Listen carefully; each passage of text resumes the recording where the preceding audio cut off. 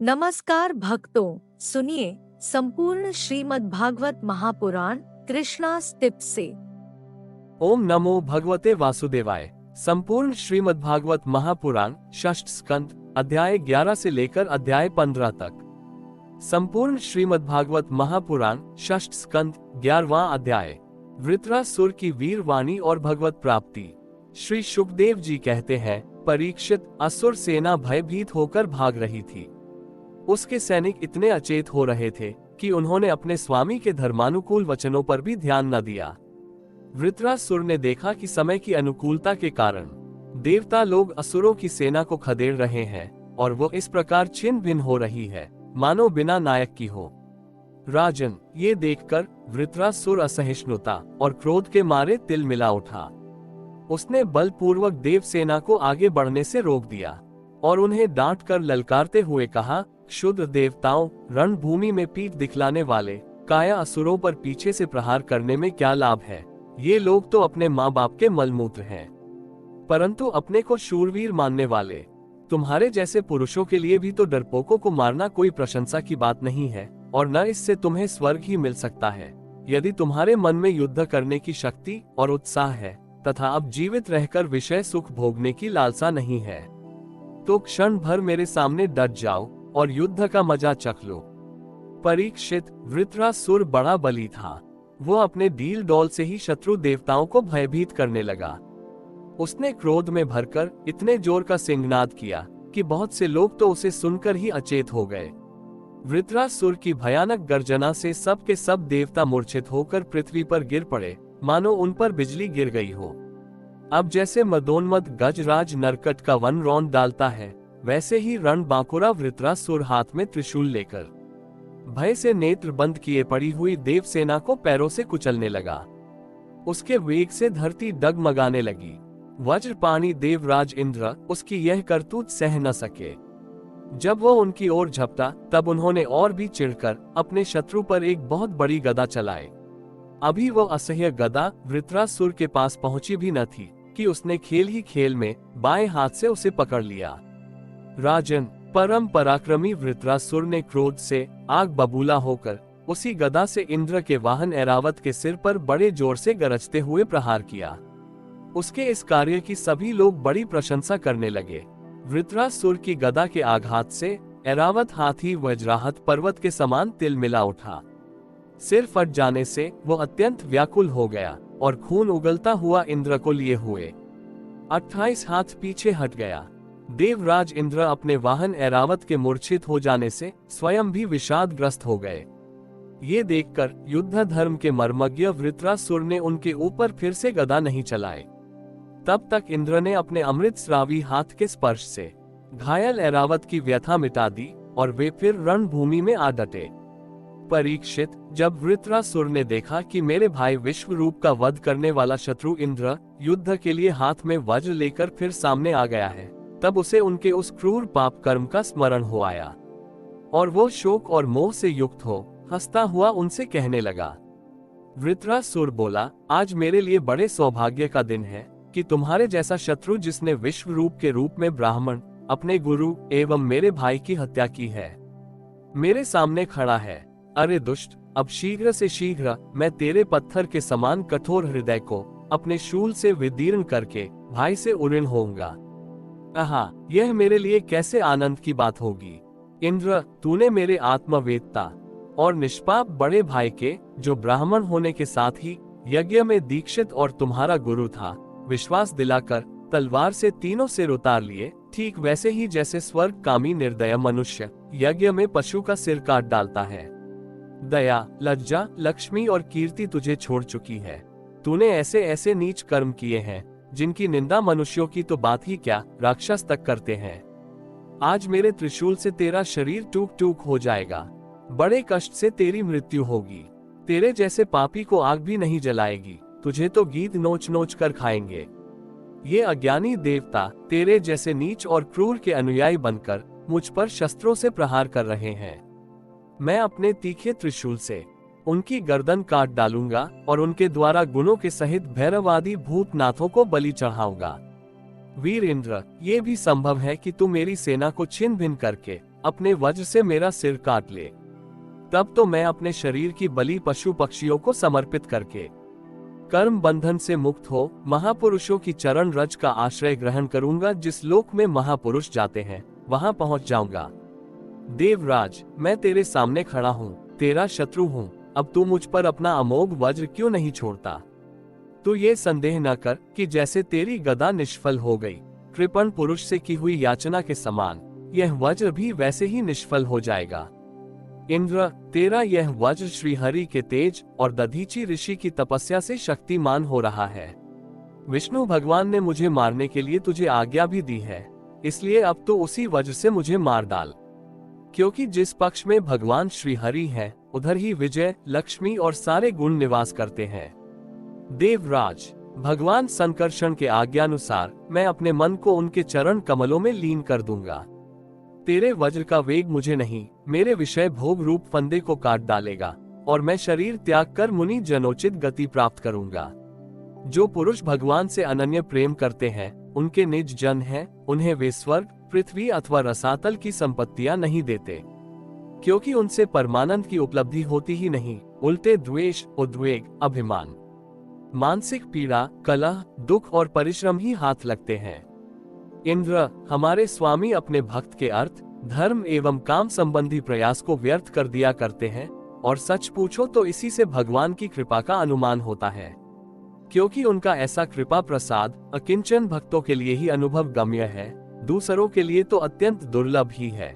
भगवान को प्रत्यक्ष अनुभव करते हुए वृत्रासुर ने प्रार्थना की, प्रभु आप मुझ पर ऐसी कृपा कीजिए कि अनन्य भाव से आपके चरण कमलों के आश्रित सेवकों की सेवा करने का अवसर मुझे अगले जन्म में भी प्राप्त हो। प्राण वल्लभ, मेरा मन आपके मंगलमय गुणों का स्मरण करता रहे, मेरी वाणी उन्हीं का गान करे और शरीर आपकी सेवा में ही संलग्न रहे। सर्व सौभाग्य निधि, मैं आपको छोड़कर स्वर्ग, ब्रह्मलोक, भूमंडल का साम्राज्य, रसातल का एकछत्र राज्य, योग की सिद्धियां, यहाँ तक कि मोक्ष भी नहीं चाहता। जैसे पक्षियों के पंखहीन बच्चे अपनी माँ की बाट जोहते रहते हैं, जैसे भूखे बछड़े अपनी माँ का दूध पीने के लिए आतुर रहते हैं, और जैसे वियोगिनी पत्नी अपने प्रवासी प्रियतम से मिलने के लिए उत्कंठित रहती है, वैसे ही कमल नयन मेरा मन आपके दर्शन के लिए छटपटा रहा है। प्रभु, मैं मुक्ति नहीं चाहता। मेरे कर्मों के फल स्वरूप मुझे बार बार जन्म मृत्यु के चक्कर में भटकना पड़े, इसकी परवाह नहीं, परंतु मैं जहाँ जहाँ जाऊं, जिस जिस योनि में जन्मूं, वहाँ वहाँ भगवान के प्यारे भक्त जनों से मेरी प्रेम मैत्री बनी रहे। स्वामी, मैं केवल यही चाहता हूँ कि जो लोग आपकी माया से देह, गेह और स्त्री, पुत्र आदि में आसक्त हो रहे हैं, उनके साथ मेरा कभी किसी प्रकार का भी संबंध न हो। संपूर्ण श्रीमद्भागवत महापुराण, षष्ठ स्कंद, 12वां अध्याय, वृत्रासुर का वध। श्री सुखदेव जी कहते हैं, राजन, वृत्रासुर रणभूमि में अपना शरीर छोड़ना चाहता था, क्योंकि उसके विचार से इंद्र पर विजय प्राप्त करके स्वर्ग पाने की अपेक्षा मरकर भगवान को प्राप्त करना श्रेष्ठ था।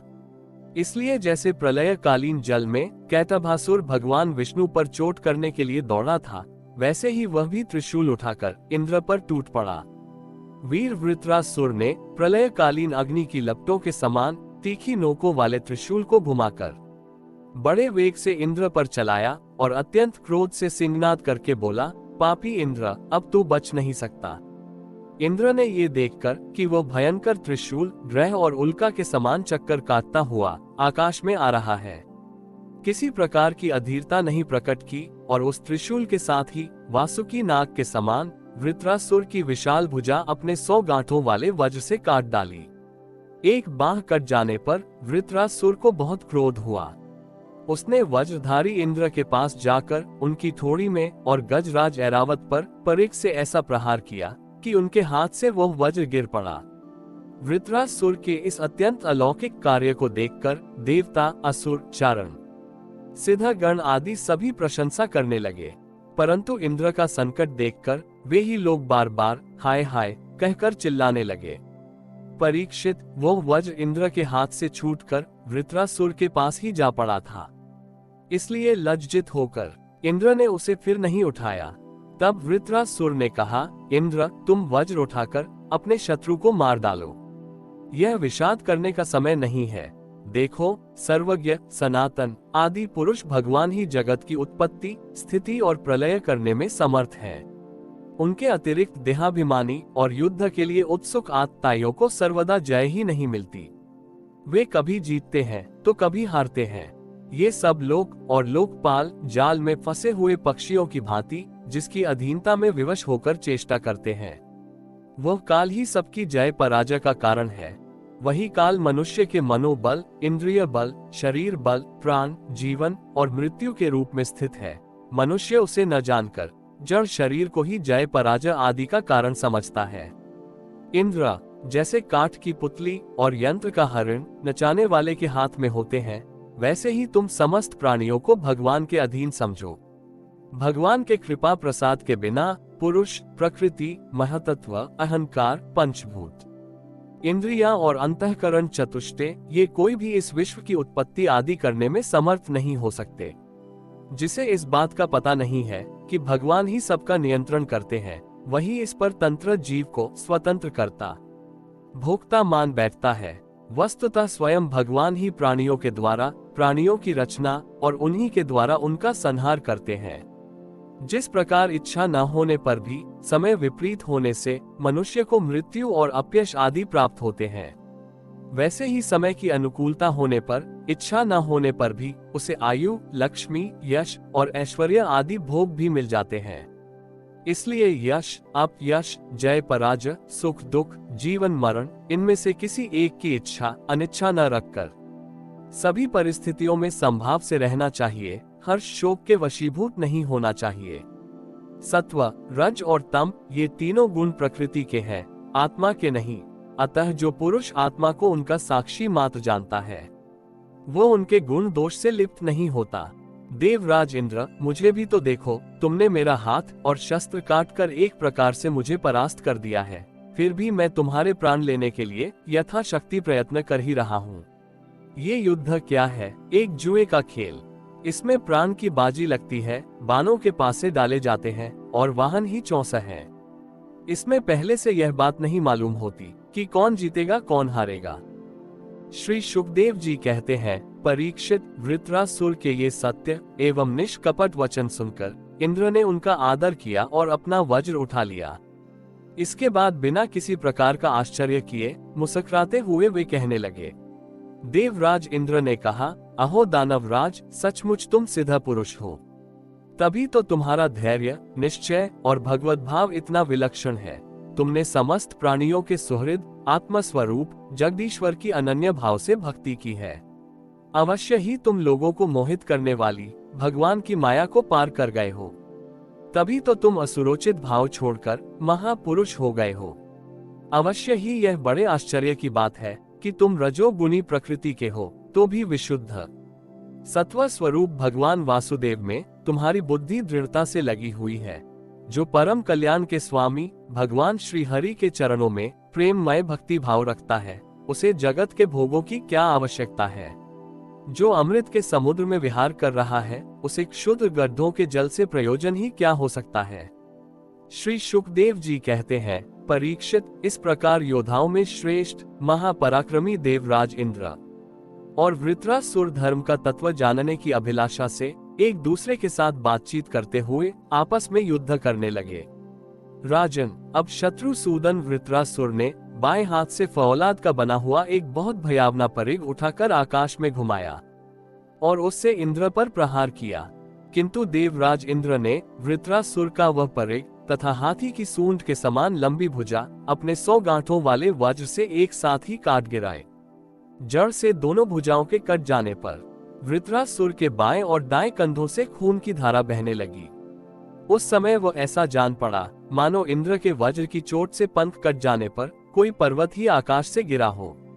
अब पैरों से चलने फिरने वाले पर्वत राज के समान अत्यंत दीर्घकाय वृत्रासुर ने अपनी थोड़ी को धरती से और ऊपर के होठ को स्वर्ग से लगाया तथा आकाश के समान गहरे मुंह, सांप के समान भयावनी जीभ एवं मृत्यु के समान कराल दाढ़ों से मानो त्रिलोकी को निगलता अपने पैरों की चोट से पृथ्वी को रौंदता और प्रबल वेग से पर्वतों को उलटता पलटता वो इंद्र के पास आया और उन्हें उनके वाहन ऐरावत हाथी के सहित इस प्रकार लील गया, जैसे कोई परम पराक्रमी और अत्यंत बलवान अजगर हाथी को निगल जाए। प्रजापतियों और महर्षियों के साथ देवताओं ने जब देखा कि वृत्रासुर इंद्र को निगल गया, तब तो वे अत्यंत दुखी हो गए तथा हाय हाय बड़ा अनर्थ हो गया यूं कहकर विलाप करने लगे। बल दैत्य का संहार करने वाले देवराज इंद्र ने महापुरुष विद्या नारायण कवच से अपने को सुरक्षित कर रखा था और उनके पास योग माया का बल था ही, इसलिए वृत्रासुर के निगल लेने पर उसके पेट में पहुंचकर भी वे मरे नहीं। उन्होंने अपने वज्र से उसकी कोख फाड़ डाली और उसके पेट से निकलकर बड़े वेग से उसका पर्वत शिखर के समान ऊंचा सिर काट डाला। सूर्यादि ग्रहों की उत्तरायण दक्षिणायन रूप गति में जितना समय लगता है, उतने दिनों में अर्थात 1 वर्ष में वृत्रवध का योग उपस्थित होने पर घूमते हुए उस तीव्र वेगशाली वज्र ने उसकी गर्दन को सब ओर से काटकर भूमि पर गिरा दिया। उस समय आकाश में दुंदुभियां बजने लगी। महर्षियों के साथ गंधर्व सिद्ध आदि वृत्रघाती इंद्र का पराक्रम सूचित करने वाले मंत्रों से उनकी स्तुति करके बड़े आनंद के साथ उन पर पुष्पों की वर्षा करने लगे। शत्रु दमन परीक्षित उस समय वृत्रासुर के शरीर से उसकी आत्म ज्योति बाहर निकली और इंद्र आदि सब लोगों के देखते देखते सर्वलोकातीत भगवान के स्वरूप में लीन हो गई। संपूर्ण श्रीमद्भागवत महापुराण षष्ठ स्कंद 13वां अध्याय। इंद्र पर ब्रह्म हत्या का आक्रमण। श्री शुकदेव जी कहते हैं, महादानी परीक्षित वृत्रासुर की मृत्यु से इंद्र के अतिरिक्त तीनों लोक और लोकपाल तत्क्षण परम प्रसन्न हो गए। उनका भय, उनकी चिंता जाती रही।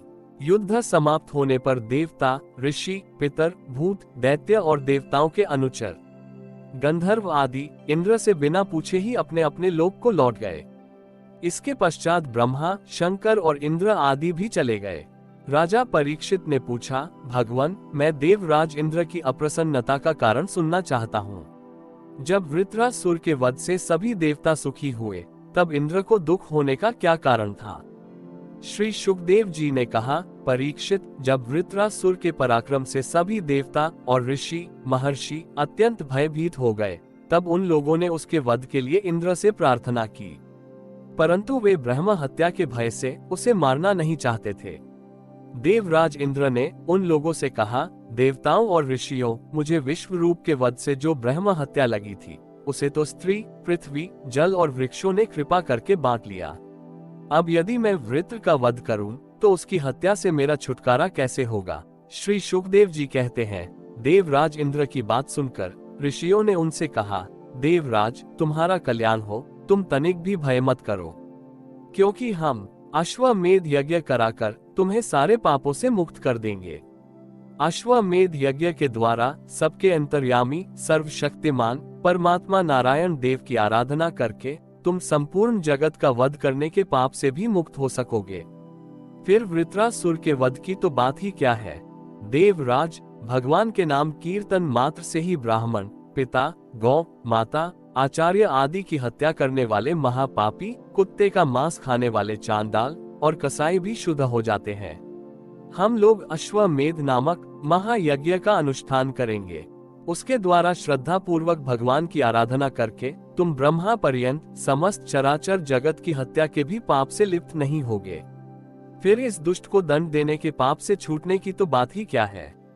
श्री शुकदेव जी कहते हैं, परीक्षित, इस प्रकार ब्राह्मणों से प्रेरणा प्राप्त करके देवराज इंद्र ने वृत्रासुर का वध किया था। अब उसके मारे जाने पर ब्रह्म हत्या इंद्र के पास आई। उसके कारण इंद्र को बड़ा क्लेश, बड़ी जलन सहनी पड़ी। उन्हें एक क्षण के लिए भी चैन नहीं पड़ता था। सच है, जब किसी संकोची सज्जन पर कलंक लग जाता है, तब उसके धैर्य आदि गुण भी उसे सुखी नहीं कर पाते। देवराज इंद्र ने देखा कि ब्रह्म हत्या साक्षात चांडाली के समान उनके पीछे पीछे दौड़ी आ रही है।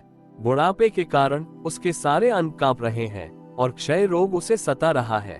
उसके सारे वस्त्र खून से लथपथ हो रहे हैं।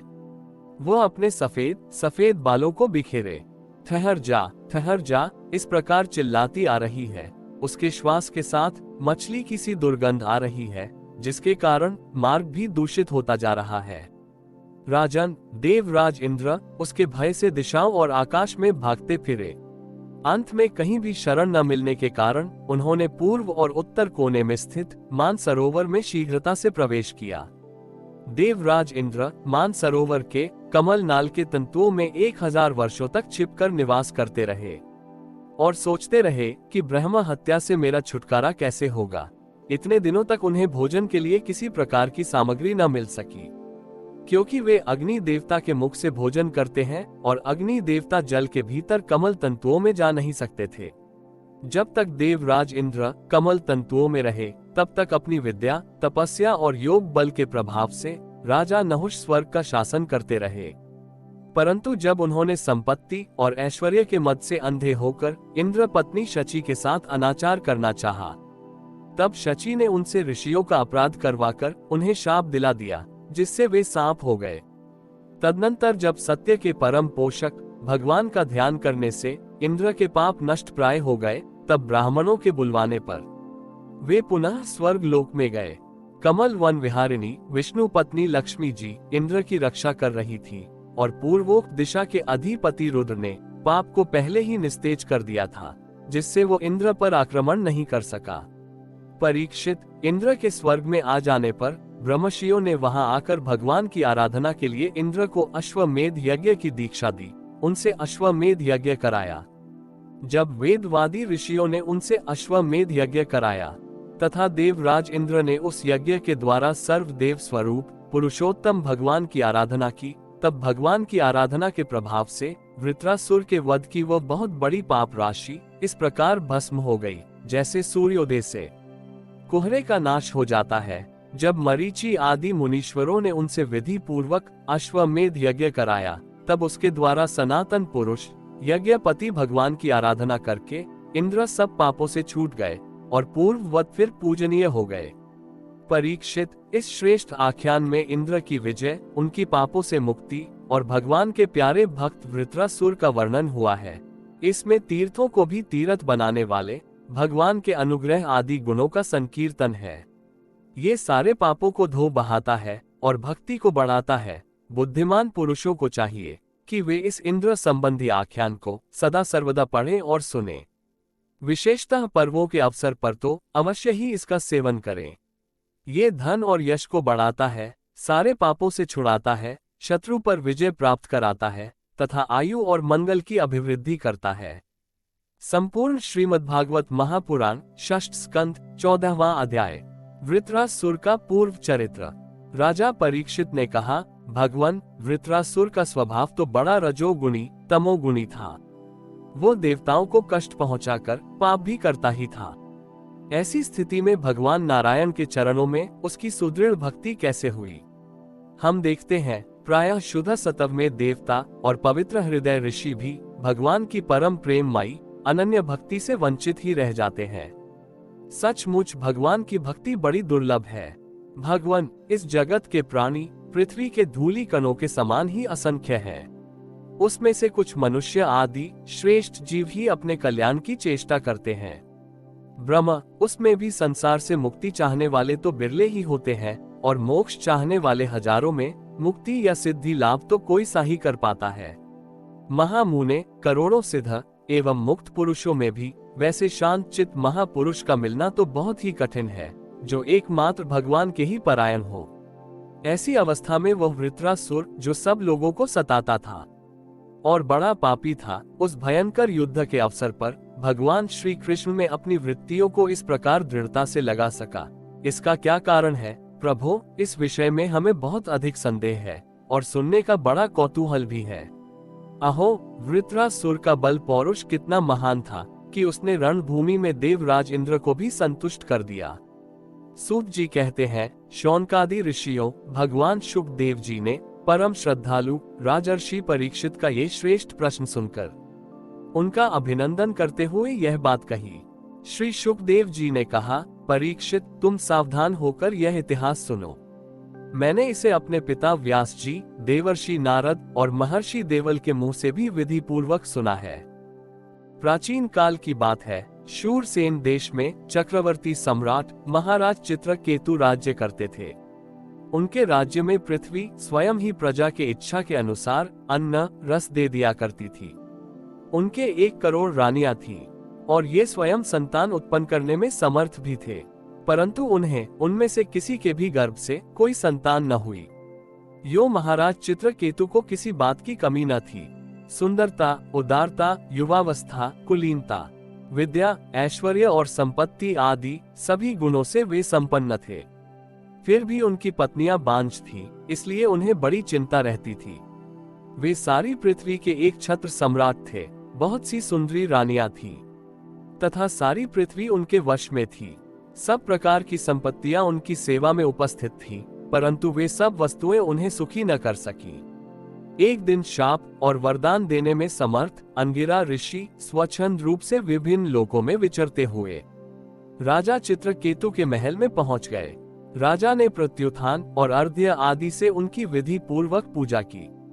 आतिथ्य सत्कार हो जाने के बाद जब अंगिरा ऋषि सुख पूर्वक आसन पर विराज गए, तब राजा चित्रकेतु भी शांत भाव से उनके पास ही बैठ गए। महाराज, महर्षि अंगिरा ने देखा कि यह राजा बहुत विनयी है और मेरे पास पृथ्वी पर बैठकर मेरी भक्ति कर रहा है। तब उन्होंने चित्रकेतु को संबोधित करके उसे आदर देते हुए यह बात कही। अंगिरा ऋषि ने कहा, राजन, तुम अपनी प्रकृतियों, गुरु, मंत्री, राष्ट्र, दुर्ग, कोश, सेना और मित्र के साथ सकुशल तो हो ना। जैसे जीव महतत्वादी 7 आवरणों से घिरा रहता है, वैसे ही राजा भी इन 7 प्रकृतियों से घिरा रहता है। उनके कुशल से ही राजा की कुशल है। नरेंद्र, जिस प्रकार राजा अपनी उपर्युक्त प्रकृतियों के अनुकूल रहने पर ही राज्य सुख भोग सकता है, वैसे ही प्रकृतियां भी अपनी रक्षा का भार राजा पर छोड़कर सुख और समृद्धि लाभ कर सकती हैं। राजन, तुम्हारी रानियां, प्रजा, मंत्री, सलाहकार, सेवक, व्यापारी, अमात्य, दीवान, नागरिक, देशवासी, मंडलेश्वर, राजा और पुत्र तुम्हारे वश में तो है ना। सच्ची बात तो ये है कि जिसका मन अपने वश में है, उसके ये सभी वश में होते हैं। इतना ही नहीं, सभी लोग और लोकपाल भी बड़ी सावधानी से उसे भेंट देकर उसकी प्रसन्नता चाहते हैं। परंतु मैं देख रहा हूँ कि तुम स्वयं संतुष्ट नहीं हो। तुम्हारी कोई कामना अपूर्ण है। तुम्हारे मुंह पर किसी आंतरिक चिंता के चिन्ह झलक रहे हैं। तुम्हारे इस असंतोष का कारण कोई और है या स्वयं तुम ही हो। परीक्षित, महर्षि अंगिरा ये जानते थे कि राजा के मन में किस बात की चिंता है। फिर भी उन्होंने उनसे चिंता के संबंध में अनेकों प्रश्न पूछे। चित्रकेतु को संतान की कामना थी, अतः महर्षि के पूछने पर उन्होंने विनय से झुककर निवेदन किया। सम्राट चित्रकेतु ने कहा, भगवान, जिन योगियों के तपस्या, ज्ञान, धारणा, ध्यान और समाधि के द्वारा सारे पाप नष्ट हो चुके हैं, उनके लिए प्राणियों के बाहर या भीतर की ऐसी कौन सी बात है जिसे वे न जानते हो। ऐसा होने पर भी जब आप सब कुछ जानबूझकर मुझसे मेरे मन की चिंता पूछ रहे हैं, तब मैं आपकी आज्ञा और प्रेरणा से अपनी चिंता आपके चरणों में निवेदन करता हूँ। मुझे पृथ्वी का साम्राज्य, ऐश्वर्य और संपत्तियां, जिनके लिए लोकपाल भी लालायित रहते हैं, प्राप्त है, परंतु संतान न होने के कारण मुझे इन सुख भोगों से उसी प्रकार तनिक भी शांति नहीं मिल रही है, जैसे भूखे प्यासे प्राणी को अन्न जल के सिवा दूसरे भोगों से। महाभाग्यवान महर्षि, मैं तो दुखी हूँ ही। पिंड दान न मिलने की आशंका से मेरे पितर भी दुखी हो रहे हैं। अब आप हमें संतान दान करके परलोक में प्राप्त होने वाले घोर नरक से उबारिए और ऐसी व्यवस्था कीजिए कि मैं लोक पर लोक के सब दुखों से छुटकारा पालूं। श्री सुखदेव जी कहते हैं, परीक्षित, जब राजा चित्रकेतु ने इस प्रकार प्रार्थना की, तब सर्व समर्थ एवं परम कृपालु ब्रह्मपुत्र भगवान अंगिरा ने त्वष्टा देवता के योग्य चरु निर्माण करके उससे उनका यजन किया। परीक्षित, राजा चित्रकेतु की रानियों में सबसे बड़ी और सद्गुणवती महारानी कृतद्युति थी। महर्षि अंगिरा ने उन्हीं को यज्ञ का अवशेष प्रसाद दिया और राजा चित्रकेतु से कहा, राजन, तुम्हारी पत्नी के गर्भ से एक पुत्र होगा जो तुम्हें हर्ष और शोक दोनों ही देगा। यूं कहकर अंगिरा ऋषि चले गए। उस यज्ञाशेष प्रसाद के खाने से ही महारानी कृतद्युति ने महाराज चित्रकेतु के द्वारा गर्भ धारण किया, जैसे कृत्तिका ने अपने गर्भ में अग्नि कुमार को धारण किया था। राजन, शूरसेन देश के राजा चित्रकेतु के तेज से कृतद्युति का गर्भ शुक्ल पक्ष के चंद्रमा के समान दिनों दिन क्रमशः बढ़ने लगा। तदनंतर समय आने पर महारानी कृतद्युति के गर्भ से एक सुंदर पुत्र का जन्म हुआ। उसके जन्म का समाचार पाकर शूरसेन देश की प्रजा बहुत ही आनंदित हुई। सम्राट चित्रकेतु के आनंद का तो कहना ही क्या था। वे स्नान करके पवित्र हुए। फिर उन्होंने वस्त्राभूषणों से सुसज्जित हो ब्राह्मणों से स्वस्ति वाचन कराकर और आशीर्वाद लेकर पुत्र का जात कर्म संस्कार करवाया। उन्होंने उन ब्राह्मणों को सोना, चांदी, वस्त्र, आभूषण, गांव, घोड़े, हाथी और 6 अर्बुद गौएं दान की। उदार शिरोमणि राजा चित्रकेतु ने पुत्र के धन, यश और आयु की वृद्धि के लिए दूसरे लोगों को भी मुहमांगी वस्तुएं दी, ठीक उसी प्रकार जैसे मेघ सभी जीवों का मनोरथ पूर्ण करता है। परीक्षित, जैसे यदि किसी कंगाल को बड़ी कठिनाई से कुछ धन मिल जाता है तो उसमें उसकी आसक्ति हो जाती है, वैसे ही बहुत कठिनाई से प्राप्त हुए उस पुत्र में राजर्षि चित्रकेतु का स्नेह बंधन दिनों दिन दृढ़ होने लगा। माता कृतद्युति को भी अपने पुत्र पर मोह के कारण बहुत ही स्नेह था, परंतु उनकी सौत रानियों के मन में पुत्र की कामना से और भी जलन होने लगी। प्रतिदिन बालक का लाड़ प्यार करते रहने के कारण सम्राट चित्रकेतु का जितना प्रेम बच्चे की मां कृतद्युति में था, उतना दूसरी रानियों में न रहा। इस प्रकार एक तो वे रानियां संतान न होने के कारण ही दुखी थीं, दूसरे राजा चित्रकेतु ने उनकी उपेक्षा कर दी। अतः वे डाह से अपने को धिक्कारने और मन ही मन जलने लगी। वे आपस में कहने लगी, अरे बहनों, पुत्रहीन स्त्री बहुत ही अभागिनी होती है। पुत्र वाली सौते तो दासी के समान उसका तिरस्कार करती है, और तो और स्वयं पति देव ही उसे पत्नी करके नहीं मानते। सचमुच पुत्रहीन स्त्री धिक्कार के योग्य है। भला दासियों को क्या दुख है, वे तो अपने स्वामी की सेवा करके निरंतर सम्मान पाती रहती हैं। परंतु हम अभागिनी तो इस समय उनसे भी गई बीती हो रही हैं, और दासियों की दासी के समान बार बार तिरस्कार पा रही हैं। परीक्षित, इस प्रकार वे रानियां अपनी सौत की गोद भरी देखकर जलती रहती थीं, और राजा भी उनकी ओर से उदासीन हो गए थे। फलतः उनके मन में कृतद्युति के प्रति बहुत द्वेष हो गया। द्वेष के कारण रानियों की बुद्धि मारी गई, उनके चित्त में क्रूरता छा गई। उन्हें अपने पति चित्रकेतु का पुत्र स्नेह सहन न हुआ, इसलिए उन्होंने चिढ़कर नन्हे से राजकुमार को विष दे दिया। महारानी कृतद्युति को सौतों की इस घोर पापमयी करतूत का कुछ भी पता न था। उन्होंने दूर से देखकर समझ लिया कि बच्चा सो रहा है, इसलिए वे महल में इधर उधर डोलती रहीं। बुद्धिमती रानी ने ये देखकर कि बच्चा बहुत देर से सो रहा है, धाय से कहा, कल्याणी, मेरे लाल को ले आ। धाय ने सोते हुए बालक के पास जाकर देखा कि उसके नेत्रों की पुतलियां उलट गई हैं।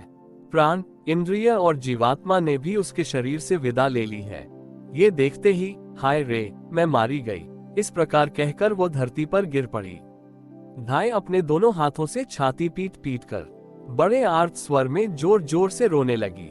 उसका रोना सुनकर महारानी कृतद्युति जल्दी जल्दी अपने पुत्र के शयन गृह में पहुंची, और उन्होंने देखा कि मेरा छोटा सा बच्चा अकस्मात मर गया है।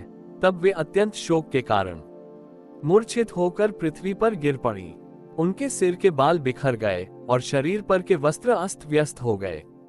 तदनंतर महारानी का रुदन सुनकर रनिवास के सभी स्त्री पुरुष वहां दौड़ आए और सहानुभूतिवश अत्यंत दुखी होकर रोने लगे। वे हत्यारी रानियां भी वहां आकर झूठ मूठ रोने का ढोंग करने लगी। जब राजा चित्रकेतु को पता लगा कि मेरे पुत्र की अकारण ही मृत्यु हो गई है, तब अत्यंत स्नेह के कारण शोक के आवेग से उनकी आंखों के सामने अंधेरा छा गया। वे धीरे धीरे अपने मंत्रियों और ब्राह्मणों के साथ मार्ग में गिरते पड़ते मृत बालक के पास पहुंचे और मूर्छित होकर उसके पैरों के पास गिर पड़े। उनके केश और वस्त्र इधर उधर बिखर गए। वे लंबी लंबी सांस लेने लगे। आंसुओं की अधिकता से उनका गला रूंध गया और वे कुछ भी बोल न सके। पति प्राणा रानी कृतद्युति अपने पति चित्रकेतु को अत्यंत शोकाकुल और इकलौते नन्हे से बच्चे को मरा हुआ देख भांति भांति से विलाप करने लगी। उनका ये दुख देखकर मंत्री आदि सभी उपस्थित मनुष्य शोकग्रस्त हो गए। महारानी के नेत्रों से इतने आंसू बह रहे थे कि वे उनकी आंखों का अंजन लेकर केसर और चंदन से चर्चित वक्षस्थल को भिगोने लगे। उनके बाल बिखर रहे थे तथा उनमें गुंथे हुए फूल गिर रहे थे। इस प्रकार वे पुत्र के लिए कुररी पक्षी के समान उच्च स्वर में विविध प्रकार से विलाप कर रही थीं। वे कहने लगी, अरे विधाता, सचमुच तू बड़ा मूर्ख है, जो अपनी सृष्टि के प्रतिकूल चेष्टा करता है। बड़े आश्चर्य की बात है कि बूढ़े बूढ़े तो जीते रहें और बालक मर जाएं। यदि वास्तव में तेरे स्वभाव में ऐसी ही विपरीतता है, तब तो तू जीवों का अमर शत्रु है। यदि संसार में प्राणियों के जीवन मरण का कोई क्रम न रहे, तो वे अपने प्रारब्ध के अनुसार जन्मते मरते रहेंगे। फिर तेरी आवश्यकता ही क्या है? तूने संबंधियों में स्नेह बंधन तो इसीलिए डाल रखा है कि वे तेरी सृष्टि को बढ़ाएं, परंतु तू इस प्रकार बच्चों को मारकर अपने किए कराए पर अपने हाथों पानी फेर रहा है। फिर वे अपने मृत पुत्र की ओर देखकर कहने लगी, बेटा, मैं तुम्हारे बिना अनाथ और दीन हो रही हूँ। मुझे छोड़कर इस प्रकार चले जाना तुम्हारे लिए उचित नहीं है।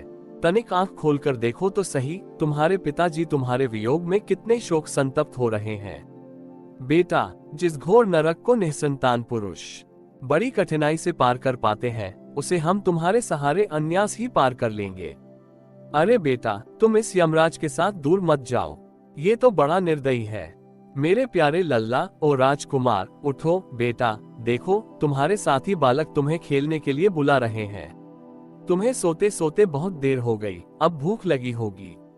उठो, कुछ खा लो, और कुछ नहीं तो मेरा दूध ही पी लो, और अपने स्वजन संबंधी हम लोगों का शोक दूर करो। प्यारे लाल, आज मैं तुम्हारे मुखारविंद पर वो भोली भाली मुस्कुराहट और आनंद भरी चितवन नहीं देख रही हूँ। मैं बड़ी अभागिनी हूँ। हाय हाय, अब भी मुझे तुम्हारी सुमधुर तोतली बोली नहीं सुनाई दे रही है। क्या सचमुच निष्ठुर यमराज तुम्हें उस पर लोक में ले गया, जहाँ से फिर कोई लौटकर नहीं आता? श्री शुकदेव जी कहते हैं, परीक्षित, जब सम्राट चित्रकेतु ने देखा कि मेरी रानी अपने मृत पुत्र के लिए इस प्रकार भांति भांति से विलाप कर रही है, तब वे शोक से अत्यंत संतप्त हो फूट फूट कर रोने लगे। राजा रानी के इस प्रकार विलाप करने पर उनके अनुगामी स्त्री पुरुष भी दुखित होकर रोने लगे। इस प्रकार सारा नगर ही शोक से अचेत सा हो गया। राजन, महर्षि अंगिरा और देवर्षि नारद ने देखा कि राजा चित्रकेतु पुत्र शोक के कारण चेतनाहीन हो रहे हैं, यहाँ तक कि उन्हें समझाने वाला भी कोई नहीं है। तब वे दोनों वहां आए। संपूर्ण श्रीमद्भागवत महापुराण, षष्ठ स्कंद, 15वां अध्याय। चित्रकेतु को अंगिरा और नारद जी का उपदेश। श्री शुकदेव जी कहते हैं, परीक्षित, राजा चित्रकेतु शोकग्रस्त होकर मुर्दे के समान अपने मृत पुत्र के पास ही पड़े हुए थे। अब महर्षि अंगिरा और देवर्षि नारद उन्हें सुंदर सुंदर उक्तियों से समझाने लगे। उन्होंने कहा, राजेंद्र, जिसके लिए तुम शोक कर रहे हो, वो बालक इस जन्म और पहले के जन्मों में तुम्हारा कौन था, उसके तुम कौन थे, और अगले जन्मों में भी उसके साथ तुम्हारा क्या संबंध रहेगा। जैसे जल के वेग से बालू के कण एक दूसरे से जुड़ते और बिछुड़ते रहते हैं, वैसे ही समय के प्रवाह में प्राणियों का भी मिलन और बिछोह होता रहता है।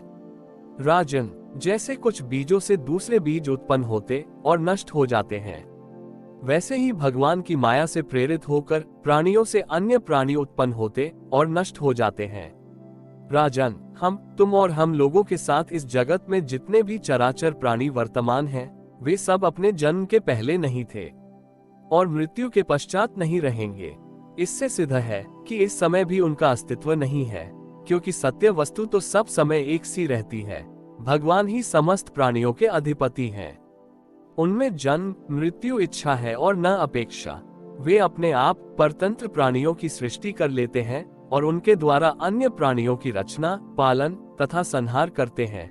ठीक वैसे ही जैसे बच्चे घर घरौंदे, खेल खिलौने बना बनाकर बिगाड़ते रहते हैं।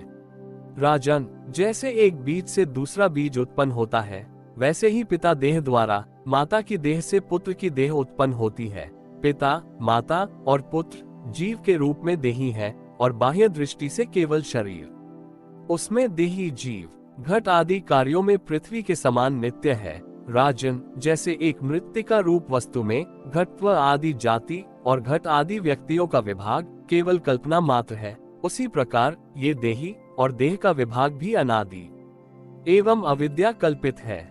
श्री शुकदेव जी कहते हैं, राजन, जब महर्षि अंगिरा और देवर्षि नारद ने इस प्रकार राजा चित्रकेतु को समझाया बुझाया, तब उन्होंने कुछ धीरज धारण करके शोक से मुरझाए हुए मुख को हाथ से पोंछा और उनसे कहा। राजा चित्रकेतु बोले, आप दोनों परम ज्ञानवान और महान से भी महान जान पड़ते हैं तथा अपने को अवधूत वेश में छिपाकर यहाँ आए हैं। कृपा करके बतलाइए आप लोग हैं कौन। मैं जानता हूँ कि बहुत से भगवान के प्यारे ब्रह्मवेत्ता मेरे जैसे विषयासक्त प्राणियों को उपदेश करने के लिए उन्मत्त का सा वेश बनाकर पृथ्वी पर स्वच्छंद विचरण करते हैं।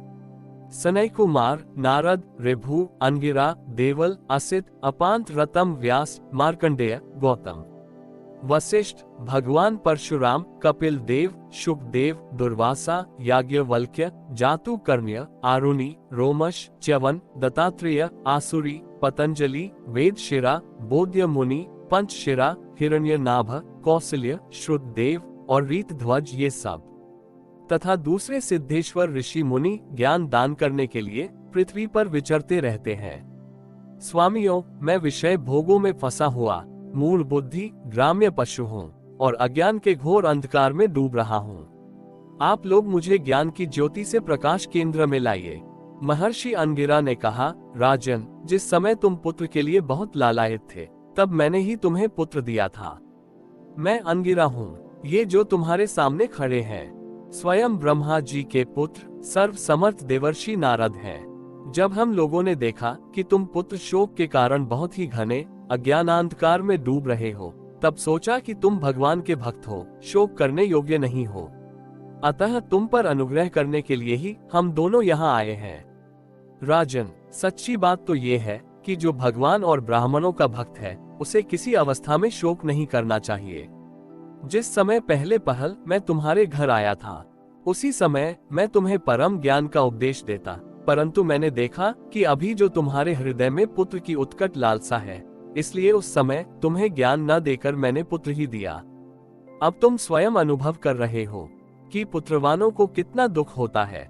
यही बात स्त्री, घर, धन, विविध प्रकार के ऐश्वर्य, संपत्तियां, शब्द, रूप, रस आदि विषय, राज्य, वैभव, पृथ्वी, राज्य, सेना, खजाना, सेवक, अमात्य, सगे संबंधी, इष्ट मित्र सबके लिए है, क्योंकि ये सब के सब अनित्य हैं। शूरसेन, अतएव ये सभी शोक, मोह, भय और दुख के कारण है। मन के खेल खिलौने हैं, सर्वथा कल्पित और मिथ्या है, क्योंकि ये न होने पर भी दिखाई पड़ रहे हैं। यही कारण है कि ये एक क्षण दिखने पर भी दूसरे क्षण लुप्त हो जाते हैं। ये गंधर्व नगर, स्वप्न, जादू और मनोरथ की वस्तुओं के समान सर्वथा असत्य हैं। जो लोग कर्म वासनाओं से प्रेरित होकर विषयों का चिंतन करते रहते हैं, उन्हीं का मन अनेक प्रकार के कर्मों की सृष्टि करता है। जीवात्मा का ये देह जो पंचभूत, ज्ञानेंद्रिय और कर्मेंद्रियों का संघात है, जीव को विविध प्रकार के क्लेश और संताप देने वाली कही जाती है। इसलिए तुम अपने मन को विषयों में भटकने से रोककर शांत करो, स्वस्थ करो और फिर उस मन के द्वारा अपने वास्तविक स्वरूप का विचार करो तथा इस द्वैत भ्रम से नित्यत्व की बुद्धि छोड़कर परम शांति स्वरूप परमात्मा में स्थित हो जाओ। देवर्षि नारद ने कहा, राजन, तुम एकाग्रचित से मुझसे यह मंत्रोपनिषद ग्रहण करो। इसे धारण करने से 7 रात में ही तुम्हें भगवान संकर्षण का दर्शन होगा। नरेंद्र, प्राचीन काल में भगवान शंकर आदि ने श्री संकर्षण देव के ही चरण कमलों का आश्रय लिया था।